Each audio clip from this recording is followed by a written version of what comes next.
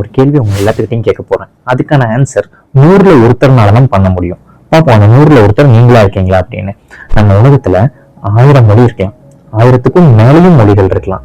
ஆனா வாயே திறக்க முடியாத ஒரு மொழின்னு சொல்றதுதான் சைகை மொழி, பாடி லாங்குவேஜ்னு கூட நம்ம இங்கிலீஷ்ல சொல்லலாம். நம்ம இப்படி தலையாட்டணும் அப்படின்னா அதுக்கு ஆன்சர் நோ, இப்படி தலையாட்டணும் அதுக்கு ஆன்சர் எஸ் எனக்கு வேணும், இல்ல ஷோல்டர் நல்லா மேல ரைஸ் பண்ணிட்டு கண்ணாடி புருவத்தை தூக்கி கொடுத்தாங்க எனக்கு தெரியல, ஆன்சர் எனக்கு தெரியல. ரொம்ப சிம்பிள், இவ்வளவுதான். இது இந்த உலகத்துல இருக்கிற எந்த கண்ட்ரி மக்கள் கிட்ட போய் சொன்னாலும் இதோட ஆன்சர் அதுதான். நீங்க ஆப்பிரிக்கால போய் தலையாட்டினாலும் அமெரிக்கால போய் இப்படி தலையாட்டினாலும் இதோட ஆன்சர் ஆமா இல்ல, இவ்வளவுதான். இது எப்படி எல்லாத்துக்கும் காமனா ஒரே ஒரு கெஸ்டர் மட்டும் இருக்கும், இது எப்படி காமனா எல்லாத்துக்கும் இது புரியுது அப்படின்னு யாருக்காவது தெரிஞ்சிச்சு அப்படின்னா மறக்காம கமெண்ட் பண்ணுங்க.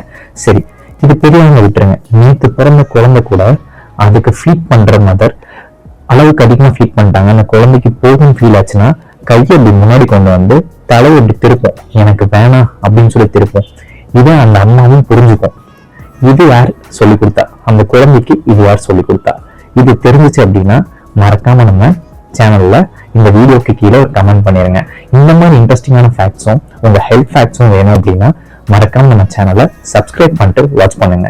இந்த வீடியோவையும் மறக்காம ஒரு லைக் பண்ணிக்கோங்க.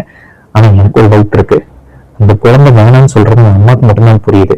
ஸோ முன்ன விட சைகையை விமன்ஸ் அதிகமா புரிஞ்சுக்கிறாங்க.